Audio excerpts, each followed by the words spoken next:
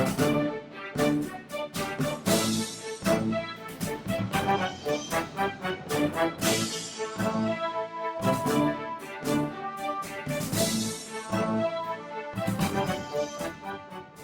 tal? Mi nombre es Eduardo Daniel Bolaños Aguilar y tengo prácticamente desde 1986 trabajando en INIFAP en Tabasco.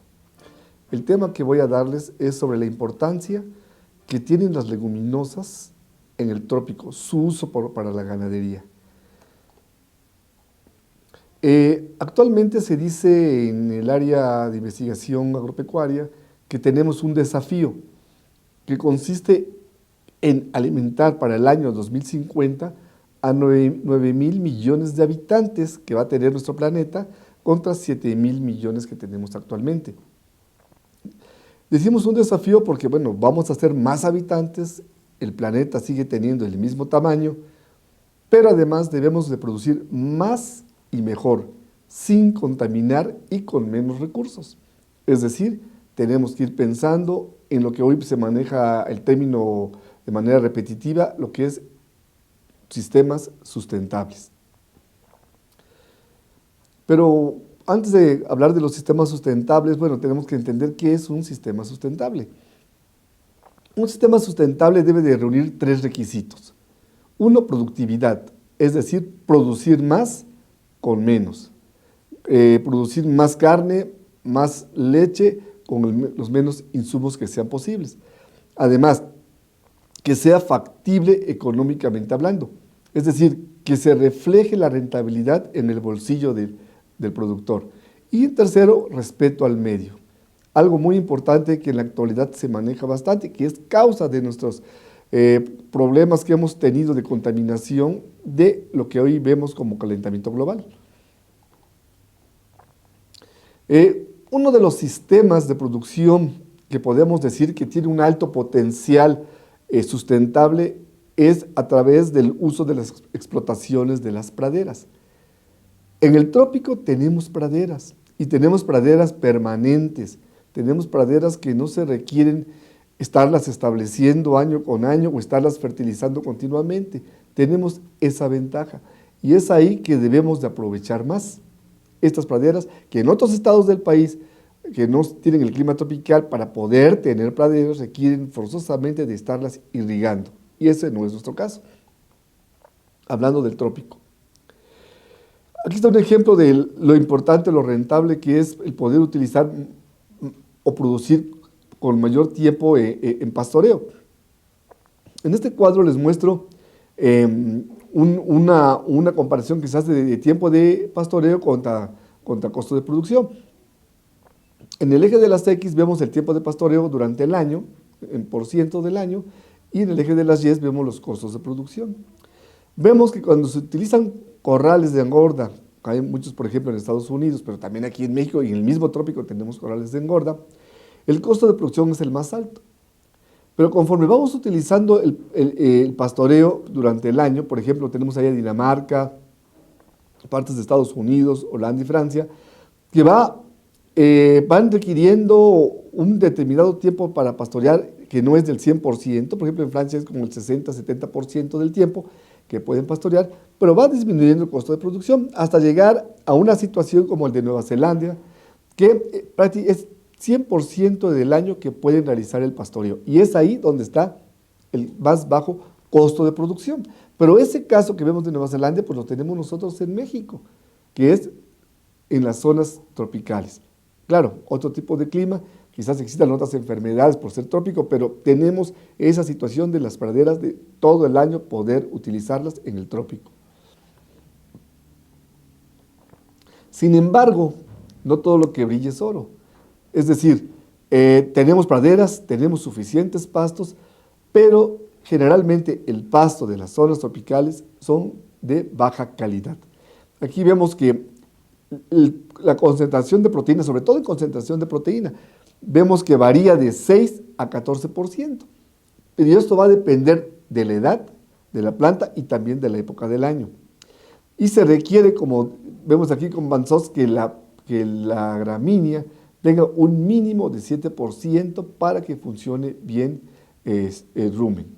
Es ahí el problema que podemos decir tenemos con los pastos de las zonas tropicales, su bajo contenido de proteína. Una manera de buscar que encontrar o suplir esa deficiencia de proteína de los pastos es a través de los concentrados. Sin embargo, el aplicar altas concentraciones de concentrados para mejorar la condición corporal del animal y dar la proteína que requiere, pues siempre deja bajos márgenes de ganancia. Esto pues debido al alto costo de los granos y sobre todo que las zonas tropicales pues no son zona productora de granos. Todo requiere de su compra fuera, lejos del estado o en otros países, lo que encarece su costo. Una alternativa para disminuir el uso de concentrados, digo disminuir, no podemos eliminar los concentrados, pero una alternativa es el uso de las leguminosas tropicales. Y como se verá en la diapositiva, lo intitulé las leguminosas forrajeras están de regreso. ¿A qué me refiero? En los años 70, al menos por la zona del sureste, en Tabasco, se estuvieron utilizando las leguminosas, quizás no una gran, como se hubiese querido, pero se llegaron a utilizar las leguminosas, considerando sobre todo los conocimientos que se manejaban mucho en ese entonces, de su alto contenido de proteína, más proteína que las gramíneas, sobre todo por su fijación de nitrógeno, captación de nitrógeno del aire, que lo fijan en el suelo, y esta es aprovechada y transformada en proteína en la planta. Esto era el concepto que más se utilizaba en los 70s, pero también se tienen trabajos que se ve que la gramínea que acompaña a la leguminosa también se ve beneficiada. También utiliza el nitrógeno que se fija con las leguminosas y también eleva el contenido de nitrógeno en las gramíneas. Otro punto importante que también se estuvo manejando en esos tiempos, pues es de que da una mayor estabilidad y producción a la pradera, es decir, que con las asociaciones gramínea-leguminosa se puede tener en muchos casos, no en todos, ¿verdad?, una mayor producción, pero también en las épocas de sequía, cuando baja el rendimiento de la gramínea, pues cuando se tiene una asociación, esta disminución no es tan fuerte, o sea, tiende a haber una cierta estabilidad en la producción durante el año. Y otro punto, son ricas en minerales, en fósforo, en potasio, pero sobre todo, como lo ven aquí en la diapositiva, en calcio. El calcio es un elemento bien importante, sobre todo para vacas lactantes o en su sexto o séptimo mes de preñez. Ahora sí, eso es lo que se debió haber estado sobre todo manejando en esos tiempos, pero actualmente estamos en otro contexto. Ahora estamos en el contexto dentro del marco de respeto al medio. Es decir, también se ha demostrado que las leguminosas, por tener metabolitos secundarios, ayudan a mitigar o a disminuir las producciones de gas metano que producen las vacas o el ganado. Es un punto bien importante. Otro punto como respecto al medio es que con la fijación de nitrógeno se pueden disminuir las dosis de fertilización de nitrogenada y por ende la lixiviación de nitrógeno a los mantos freáticos. Quizás actualmente no sea tanto un problema porque en realidad el productor o el ganadero promedio no fertiliza. Pero bien, llega el momento que se requiere la fertilización, como les dije, porque necesitamos alimentar más bocas y necesitamos mejorar la producción. Pasamos al punto sobre comparando leguminosas con gramíneas. Estos trabajos que les voy a presentar son trabajos que hemos realizado allá en Tabasco. Aquí vemos una comparación de gramíneas con leguminosas. Es un trabajo en cuanto a las gramíneas. El doctor Juárez trabajó con 10, 15 gramíneas distintas, evaluando las diferentes, no solo proteína, ¿verdad?, otros caracteres, pero aquí ya hizo un extracto de algunas gramíneas donde se evaluaron las proteínas, concentración de proteína a las 3 semanas. Y aquí vemos que se encuentra en un promedio de 15 o menos, 14%, 15%, la gramínea hasta las 3 semanas, mientras que las leguminosas andan arriba del 20%.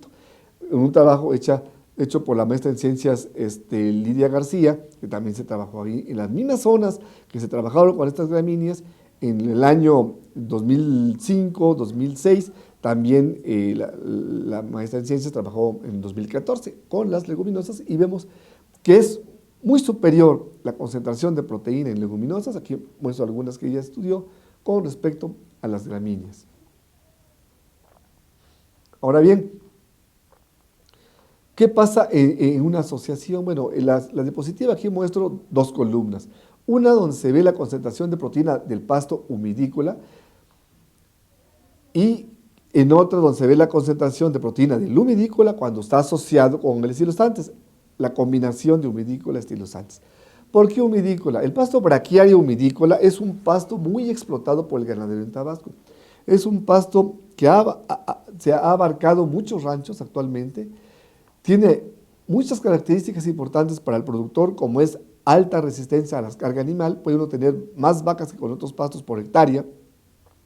Es resistente a la mosca pinta, es una principal plaga de los pastos. Soporta suelos anegados, y ya ven que Tabasco es un pantano gigante, quizás no una profundidad alta de agua, pero sí láminas de agua. Crece muy bien el pasto humidícola. En fin, tiene varias características que hace que el ganadero lo haya adoptado con mucha facilidad. Sin embargo, no hay un panacea de todos los males. El pasto humidícola es de los de menor concentración de proteína. Entonces, por ello, una alternativa para mejorar la dieta del animal cuando pastorea humidícola es introduciéndole una leguminosa. Y el Stylosantes guianensis es una de las leguminosas, junto con también el Kudzu puera de fascioloides y el Arachis pinto y cacahuatillo, que han mostrado una alta adaptación a los suelos de baja fertilidad donde se siembra bastante este pasto humidícola. Bien, entonces vemos que el pasto humidícola a la edad de 35 días tiene una concentración de proteína del 8%, casi acercándose al 7%, que es el mínimo que debe de tener un pasto para el buen funcionamiento del rumen. Anda en 8%. Pero cuando lo asociamos con Stylosantes guianensis, esa mezcla de Stylosantes y humidícola, ya tenemos una calidad de esa dieta del 14%. Ahí se ve la bondad de la asociación en cuanto a calidad. Pero también el mismo pasto humidícola, al estar asociado con Stylosantes guianensis, aquí vemos este trabajo hecho por Domínguez, que está haciendo su maestría, está a punto de terminar, vemos que casi llega al 10% de proteína el mismo pasto humidícola, evaluado solo el pasto humidícola, cuando estuvo asociado, sacado de esa asociación con el Stylosantes. También se ve beneficiada, es lo que yo decía al principio. La gramínea que se asocia a una leguminosa también se beneficia ella misma al incrementar su concentración de proteína, producto del aprovechamiento del nitrógeno fijado en el suelo por la leguminosa. También se hizo este mismo trabajo con Arachis pinto y cacahuatillo, que es un pasto muy adaptado a Tabasco también, sobre todo en suelos que se encharcan demasiado. El cacahuatillo ha dado una buena capacidad de crecimiento. Ese trabajo lo está haciendo la compañera Pardo, Noemí Pardo, y está a punto ya también de presentarse. Son varios caracteres que están evaluados, porque como el tema ahorita es proteína, estoy sacando lo que ella ha visto con las asociaciones. El humidícola igual, a los 35 días, tiene 8%, y la asociación cacahuatillo humidícola, la mezcla junta evaluada, poco más del 13%. Hay una gran mejora en la concentración de proteína. Y el humidícola solo, que se ve beneficiado al estar asociado con el cacahuatillo, llega al 10%. Es ahí, vuelvo a repetir, recalco el beneficio que también tiene de una gramínea al asociarse con una leguminosa. Todos estos trabajos realizados allá en Tabasco en diferentes áreas. Pero la fijación, muestro esta foto, la fijación de nitrógeno se debe gracias a los nódulos, cantidad de nódulos que presentan las leguminosas. Esta foto hecha con el trabajo que estamos haciendo con el ingeniero Domínguez, vemos los nódulos.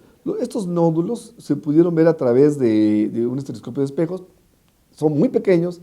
Cuando estamos trabajando ya en una mesa, pues hay que tener cuidado porque incluso hasta se meten a las uñas, son muy chiquititos, pero gracias a un estereoscopio con cámara integrada podemos mostrar bien lo que son los nódulos. Estos nódulos en su mayoría fueron activos, son naranjas por dentro. Desafortunadamente no muestro una foto donde veo el color de los nódulos que muestran actividad, pero bueno, estoy viendo aquí cómo son los nódulos que van a lo largo de las raíces primarias y secundarias, en este caso del pasto Stylosantes guianensis. Gracias a esa infectación con el rizobio, pues se forman estos estos chipotitos o nódulos que son los que ayudan a fijar el nitrógeno. Pero también no son ricas en proteína, no mejoramos, que ya es una ganancia la calidad de la dieta del animal en cuanto a concentración de proteína. También son ricas en otros elementos, macroelementos como el fósforo, se mejora, potasio, se mejora con estimulantes, y los estimulantes tienen mayor concentración de fósforo y potasio, pero sobre todo este elemento que es bien importante en la ganadería de doble propósito principalmente, y no solamente de doble propósito, también en ganadería de carne, es el calcio. Vean, son casi 15 veces más la concentración de calcio en la leguminosa que en el humidícola. Y el calcio es bien importante, sobre todo en vacas lactantes, se descalcifican cuando están lactando y sobre todo cuando está formando el feto a partir del 6º mes de preñez, que tiene un crecimiento mucho más acelerado, empieza también la descalcificación de la vaca y es ahí donde es un gran apoyo el uso de las leguminosas para ir mitigando esa descalcificación que sufre el animal. Ese trabajo también hecho por Domínguez. Y el fósforo, sobre todo en los suelos, allá en las zonas del trópico, del sureste, los suelos de sabana, son muy pobres en fósforo. Y bueno, estamos ayudando a mitigar también las deficiencias de fósforo. Se gasta mucho en sal mineral, ricas en fósforo, para poder suplir esto con el ganado. Se podría disminuir también un poco usando las leguminosas. Y se ha demostrado en otros trabajos que no presento aquí que al fertilizar con fósforo es la leguminosa la que más rápidamente lo aprovecha e incrementa significativamente su concentración, que al estar asociada con una gramínea se ve beneficiar de esa dieta para el animal. Y la estabilidad de producción. En esta gráfica estoy mostrando aquí en el eje de las X las fechas de muestreo, que fueron de octubre de 2014 a julio 2015, y el rendimiento de materia seca o biomasa. Tengo dos gráficas, dos líneas, una de color lila que muestra la asociación gramínea leguminosa, en este caso es humidícola cacahuatillo, y la línea azul que es el humidícola en monocultivo, solo el humidícola. Vemos bien cómo en los meses de noviembre a enero, que son meses fríos, una baja en el rendimiento del humidícola. Y sin embargo, esa disminución no es drástica cuando está asociado, porque el cacahuatillo no disminuye así fuertemente su producción de biomasa. Y esto hace que la asociación mantenga una estabilidad en esa época. Y lo mismo ocurre en las épocas de marzo a mayo, época seca, que el humidícola pues tiene un ligero crecimiento porque hay humedad en el suelo, pero esta se ve bien favorecida cuando está asociado por la asociación humidícola cacahuatillo. Esta poca humedad lo aprovecha bien la asociación porque también recuerden, se está fertilizando el suelo. Y esto ayuda a que haya una mejor repunte en el rendimiento y por eso me estoy mencionando que hay una estabilidad en la producción y una menos disminución de la producción durante el año. Eso significa que no se requiere disminuir la carga animal tan fuertemente y significa que la condición corporal tampoco disminuye tan drásticamente por las disminuciones del rendimiento, gracias a la estabilidad de producción de la asociación gramínea leguminosa. Ese trabajo también lo está haciendo la compañera Noemí Pardo en su tesis de maestría. Y aquí, bueno, muestro un resultado sacado de la literatura, lo que se está haciendo en Europa. En Europa se trabaja bastante con las asociaciones. En este caso, y sobre todo con las praderas multiespecies, cosa que aquí en México todavía no estamos acostumbrados a ver praderas multiespecies. Queremos siempre, el productor, el ganadero, tener una pradera de una sola especie porque se ven más bonitas posiblemente. En este trabajo que hizo Prieto y colaboradores, evaluó una pradera con diferentes especies, donde estaba la alfalfa, estaba otros leguminosas de zonas templadas y las gramíneas, el ryegrass y el Lolium perenne, etc. 3, 4 gramíneas, 2, 3 leguminosas. No recuerdo ahorita los nombres de las leguminosas. Y también evaluó en otras praderas varios genotipos de una sola especie, es decir, varios genotipos de alfalfa en una pradera y varios genotipos de Lolium perenne en otras praderas. Y observó que La producción de biomasa se mejora cuando se están utilizando diferentes especies, que cuando se está utilizando una con varios genotipos. Cuando se utiliza una con varios genotipos, también hay una cierta estabilidad, pero esta estabilidad, según menciona en el artículo, no se mantiene durante el año. Llega un momento que iguala con una especie en monocultivo, ¿no? Por el contrario, cuando tenemos diferentes especies, siempre se tiene un mejor rendimiento de biomasa. Entonces, podemos decir que las multipraderas, las praderas multiespecies, pues favorecen la producción y es algo con lo que debemos también ir trabajando en transferir esta tecnología y alentar al productor a que emplee praderas multiespecies, por lo que hemos estado viendo a lo largo de esta plática. Y bueno, vemos lo que es la fijación del nitrógeno que hemos mencionado que hacen las leguminosas. Aquí vemos un ejemplo, es un trabajo que se hizo en otras latitudes, en suelos tropicales, y vemos que la leucoena, por ejemplo, fija 280 kilos por hectárea por año, en promedio. Varía de 150 incluso a casi 300 kilos. El centrosema promedio de 260, el kutsubo por área fascioloides 100 y el Silosantes granensis 130 kilos de nitrógeno. Esto es bien importante. Hace algunos años, en los años 80, se recomendaba mucho fertilizar allá en los suelos de sabana de Huimanguillo con 150 kilos de nitrógeno al pasto chontalpa o Brachyra decumbens. Pues con esto, si vamos a asociar, por ejemplo, a Brachyra decumbens con por área fascioloides, que está fijando 100 kilos de nitrógeno por hectárea, pues en vez de fertilizar con 150 kilos de nitrógeno, solo faltaría aplicar 50 kilos de nitrógeno. Es decir, ahí vemos la disminución del uso de fertilizantes químicos que, como repito, contaminan por su lixiviación principalmente hacia los mantos freáticos. Y bueno, leucaena fija casi 300 kilos de nitrógeno. Estamos fertilizando las praderas, tenemos un mayor rendimiento gracias a eso. Ahora, también se menciona mucho sobre las producciones de metano. Aquí muestro este trabajo hecho en otras latitudes, en un trabajo que lo saqué de una revista de alto impacto, un trabajo hecho en Europa también, donde meten rangos de producción de metano. Por ejemplo, ganado lechero dice que oscila de 150, había un rango tan grande, a 500 gramos por día, ganado de carne de 160 a más de 300 gramos por día, las ovejas 25 gramos por día. Existe una producción de metano que es uno de los elementos que contribuyen a lo que es el calentamiento global.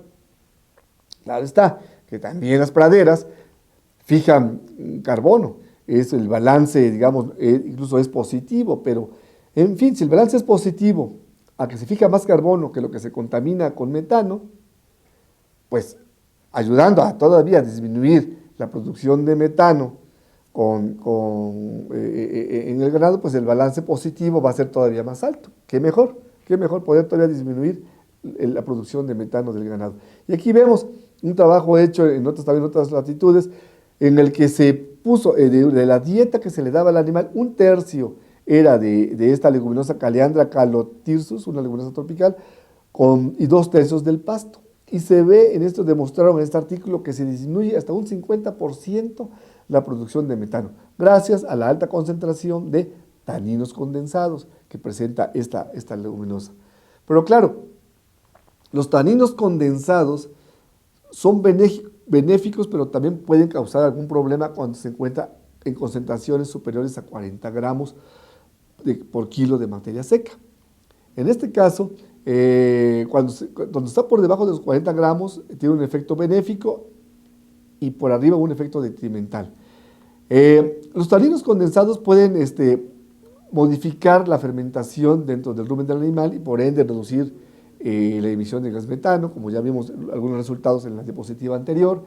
Y al reducir las emisiones de metano, pues eso es porque hay captación,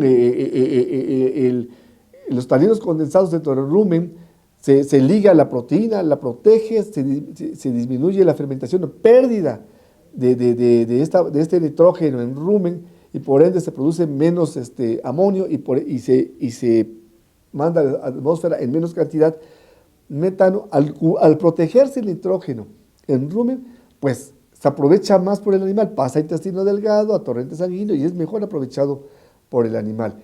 Entonces, al reducir los rendimientos, las producciones de metano, pues se mejora el aprovechamiento del nitrógeno y entonces se mejora por ende la productividad animal. Y otro punto bien importante, también los taninos condensados tienen un efecto antihelmíntico en cuanto a los parásitos presentes en el rumen del ganado. Todo esto contribuye a una mejor condición corporal del animal y por ende una mejor producción de leche, carne o becerro. Aquí muestro también esos trabajos realizados por la maestra de Ciencias García, trabajo que realizamos también ahí en las áreas en Tabasco. Muestro 4 leguminosas, que son las que más trabajamos: cacahuatillo, estilosantes, clitor y kutzú. Vemos en el eje de las X las edades, de los 21 días a los 84 días, y los gramos por kilo de materia seca de taninos condensados.